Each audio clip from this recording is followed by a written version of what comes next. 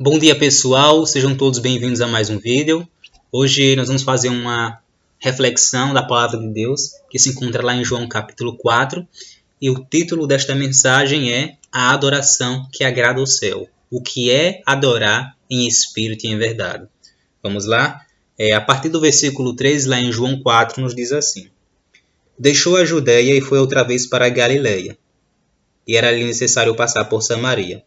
Foi, pois, a uma cidade de Samaria chamada Sicar, junto da propriedade que Jacó tinha dado a seu filho José. E estava ali a fonte de Jacó, Jesus, pois cansado do caminho assentou-se assim junto da fonte. Era isto quase a hora sexta. Veio uma mulher de Samaria tirar água, e disse-lhe Jesus: Dá-me de beber, porque os seus discípulos tinham ido à cidade comprar comida. Disse-lhe, pois, a mulher samaritana: Como sendo tu judeu, me pedes de beber a mim, que sou mulher samaritana? Porque os judeus não se comunicam com os samaritanos. Jesus respondeu e disse-lhe: Se tu conheceres o dom de Deus, e quem é que te pede, e diz: Dá-me de beber, tu lhe pedirias, e ele te daria a água viva. Disse-lhe a mulher: Senhor, tu não tens com que tirar água, e o poço é fundo. Onde, pois, tens a água viva? És tu maior do que o nosso pai Jacó, que nos deu o poço, bebendo ele próprio dele, e os seus filhos e o seu gado?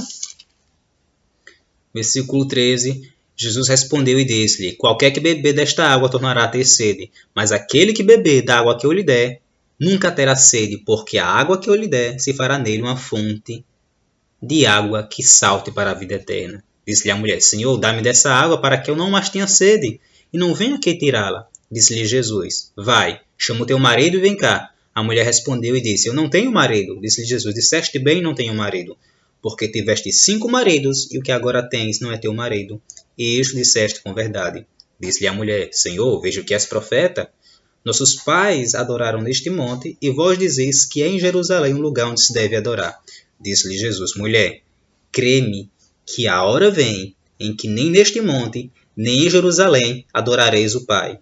Vós adorais o que não sabeis, nós adoramos o que sabemos, porque a salvação vem dos judeus. Mas a hora vem, e agora é, que os verdadeiros adoradores adorarão o Pai em espírito e em verdade, porque o Pai procura a tais que assim o adorem. Deus é espírito, e importa que os que o adorem em espírito e em verdade. Queridos, aqui no versículo 3, a palavra de Deus nos diz que Jesus e os seus discípulos estavam na Judéia em destino para a Galiléia. Porém, no mapa de Israel, entre a Judéia e a Galiléia havia Samaria. E como nós vimos aqui no texto, havia uma inimizade entre judeus e samaritanos. Então, por conta do preconceito judaico, eles acabavam contornando o território de Samaria para que não precisasse passar por ele. Mas aí no versículo 4 nos é dito que era necessário que Cristo passasse por Samaria. Interessante é que Cristo ele não tinha essa necessidade de passar por Samaria apenas para pegar um atalho, apenas para chegar mais rápido. Nós vamos ver que ali em Samaria havia pessoas que precisavam se encontrar com Jesus, que precisavam conhecer o Salvador. Então, a gente vê que a ida de Cristo não foi apenas para pegar um atalho, não foi por acaso. Na verdade, nada que Deus faz, nada que Jesus faz é por acaso. Então, Cristo ele tem um propósito ali em ir a Samaria. E aí, ele chega perto de um poço, ali aproximadamente ao meio-dia, porque aí no versículo 6 diz que a mulher samaritana foi tirar água à hora sexta. Essa hora sexta da cronologia judaica equivale ao nosso meio-dia. E aí então Jesus ele lhe pede água. E aí ela pergunta: Como é que tu me pedes de beber a mim que sou mulher samaritana? Porque judeus eles não se comunicavam com os samaritanos. Então aqui nós percebemos uma inimizade entre judeus e samaritanos. Mas essa inimizade ela não se inicia nos tempos de Jesus. Se você for ler os livros de Reis e Crônicas, você vai perceber que essa inimizade entre judeus e samaritanos é histórica. Porque quando Roboão, o filho de Salomão, ele assume o trono, as tribos de Israel, as 12 tribos, elas são divididas em 2 reinos. Reino do Norte, com 10 tribos, com a capital em Samaria, e o Reino do Sul, com a capital em Judá. E no ano 722 a.C., os assírios acabam dominando, tomando o Reino do Norte, com a capital samaritana. E uma das estratégias assírias para evitar a rebelião dos povos conquistados era fazer casamentos mistos. Então os samaritanos casavam com os povos conquistados, e nesse casamento havia uma mistura étnica, uma mistura cultural e também uma mistura espiritual. Então, por conta disso, os judeus viam os samaritanos como apóstatas, idólatras e pagãos.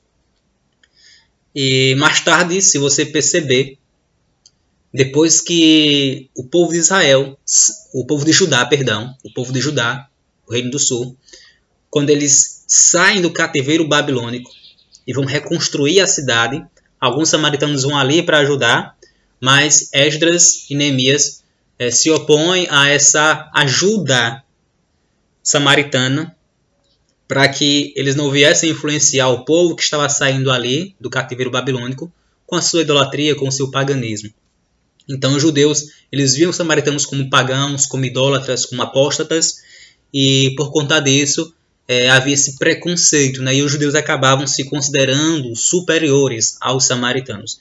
Então essa inimizade não começou nos dias de Cristo, é uma inimizade histórica, né, que perdurou até os dias de Jesus. Mas, continuando este diálogo, Cristo ele disse, no versículo 10, se tu conhecesse quem é que está te pedindo, você lhe pediria e ele te daria a água viva. E aí a mulher disse, Senhor, tu não tens com que tirar água e o poço é fundo. Onde, pois, tiraria essa água viva? Então perceba aqui, queridos, que Cristo está falando de coisas espirituais quando ele fala água viva. Ele está falando de coisas espirituais. Mas a mulher entende como se fosse água material. E aí, mais à frente, nos versículos 13, Cristo diz assim, olha, qualquer que beber dessa água terá sede. Mas aquele que beber da água que eu lhe der, esse nunca terá sede, porque a água que eu lhe der se fará nele uma fonte que irá jorrar para a vida eterna. E aí, no versículo 15, a mulher disse, Senhor, dá-me dessa água para que eu não mais tenha sede, nem venha aqui tirá-la. Então perceba novamente que Cristo estava falando de coisas espirituais, mas a mulher estava entendendo de forma material. E queridos, o materialismo tem destruído a vida espiritual de muitas pessoas. Não que você buscar uma vida melhor, você querer se profissionalizar, você querer uma melhora financeira para você, para a sua família, para os seus filhos, que isso seja pecado. Não é pecado. O apóstolo Paulo diz que o amor ao dinheiro é a raiz de todos os males. Perceba que ele fala o amor ao dinheiro e não o dinheiro. Então o dinheiro não é o pecado, mas o amor ao dinheiro. Você colocar o dinheiro no lugar onde ele não deve estar. Na prioridade da sua vida. Ocupando o primeiro lugar. E tem muitos que fazem isso. Colocam o trabalho em primeiro lugar. Que vivem para este mundo, que fazem do dinheiro, do seu trabalho, um Deus. Então o materialismo tem impedido que muitas pessoas alcancem um patamar espiritual que elas poderiam estar. Elas poderiam estar além do que elas são hoje. Mas por colocar o dinheiro em primeiro lugar, por se tornar um cristão materialista, essa pessoa não tem crescido no conhecimento e na graça do Senhor Jesus Cristo. Mas aí continuando, Cristo ele diz assim para essa mulher, vai lá, chama o teu marido. E aí a mulher fala, eu não tenho marido.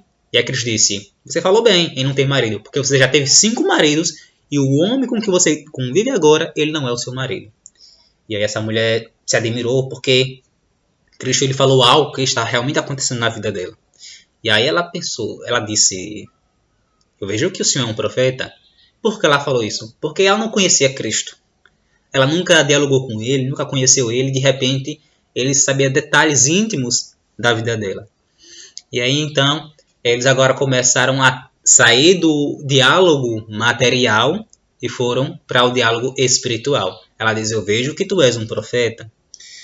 Nossos pais, no versículo 20, adoraram neste monte, lá o monte de Samaria.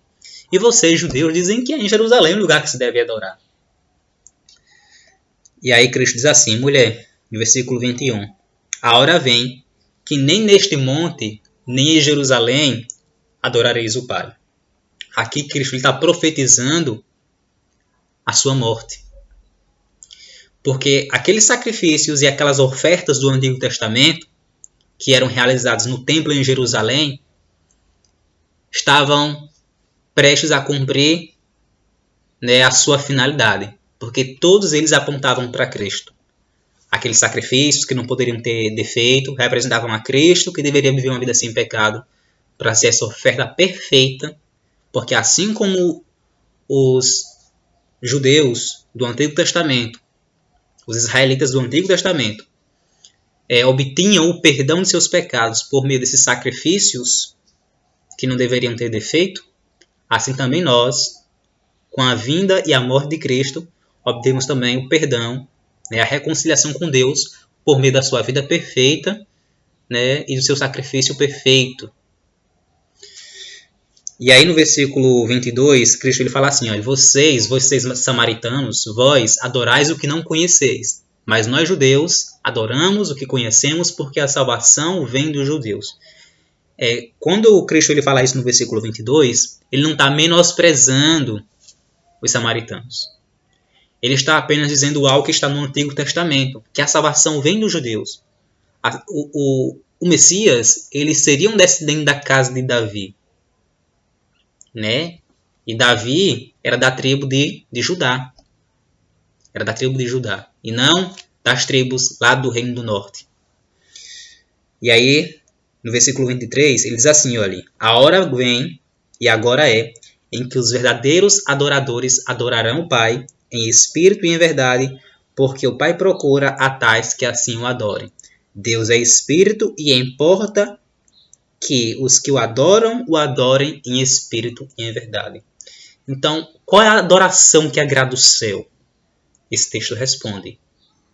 A adoração que agrada o céu é aquela que adora a Deus em espírito e em verdade. Então, nós já sabemos qual é a adoração que agrada o céu. Mas o que é adorar a Deus em espírito e em verdade? Queridos, o contexto mostra o que é adorar a Deus em espírito e em verdade. Se você percebeu o contexto aqui, desse diálogo, dessa discussão, eles estão discutindo qual o lugar correto para se adorar. Se era no Monte de Samaria ou se era em Jerusalém. Hoje nós costumamos chamar as nossas estruturas físicas onde nós nos reunimos para cultuar de templos. Então nós temos um templo em Aracaju, temos um templo em São Paulo, temos um templo em Belo Horizonte, temos vários templos. Mas nos dias de Jesus não havia templos, havia apenas um único templo, que era o templo de Jerusalém, onde se realizavam os sacrifícios e as ofertas. Os demais locais de culto eram chamados de sinagogas. Então hoje os nossos templos seriam mais sinagogas, se vivêssemos naquele período. Mas nos dias de Jesus não havia templos, apenas um templo, que era o templo de Jerusalém. Então, como os sacrifícios e as ofertas eram feitos no templo de Jerusalém, havia essa discussão se era em Jerusalém ou lá no Monte de Samaria, o lugar certo onde se havia de adorar. Então, quando Cristo fala assim, que os verdadeiros adoradores adorarão em espírito, o que é adorar em espírito? Pelo contexto aqui já diz, adorar em espírito é uma adoração que não está limitada a um espaço físico. E veja que texto forte para nós esse. Se nós quisermos adorar a Deus em espírito, a nossa adoração também ela não deve se limitar a um espaço físico. A nossa adoração não deve se limitar quando eu estou na igreja. A minha adoração não tem que ficar reclusa, limitada a 4 paredes. Mas a verdadeira adoração é aquela adoração que está presente no cristão em todos os lugares onde ele estiver. Se você é um verdadeiro adorador, você vai adorar a Deus não apenas na igreja, não apenas num dia de culto, num domingo. A nossa adoração não pode se restringir a um dia de culto, a um domingo, a uma quarta, a um sábado. A verdadeira adoração, queridos, ela tem que nos acompanhar em todos os lugares, em todos os momentos. Então, o verdadeiro adorador, ele não adora a Deus apenas na igreja. Ele adora na igreja, ele adora em casa, no trabalho, na escola, na faculdade. Em qualquer lugar onde ele estiver, ele dará um bom testemunho e aqueles que entrarem em contato com ele, com essa pessoa, perceberá que ele é um verdadeiro adorador. Que ele não é um hipócrita. Que na igreja aparenta uma santidade, mas lá fora vive uma vida de imoralidade. E não tem pessoas que é assim? Não tem pessoas que pensam assim, olha, eu estou na igreja. Na igreja eu não vou xingar, não. Mas quando eu estiver na minha casa eu vou xingar. Não tem pessoas que pensam assim? Ou então na igreja eu vou me vestir decentemente. Mas ali na mercearia e na praça eu vou de shortinho. Eu vou de mini saia. Não tem pessoas que pensam assim? Que limitam a sua adoração, que limitam a sua santificação a um espaço físico. Então, adorar em espírito é uma adoração que não está restrita a um espaço físico. E o que é adorar em verdade? O próprio nome já diz, queridos. No Antigo Testamento, você pode perceber nos livros do profeta Isaías e do profeta Jeremias, quando Deus ele fala que já estava enjoado dos sacrifícios, das ofertas que o povo estava levando. Mas eu pergunto para vocês, o problema estava nos sacrifícios, nas ofertas que o povo levavam?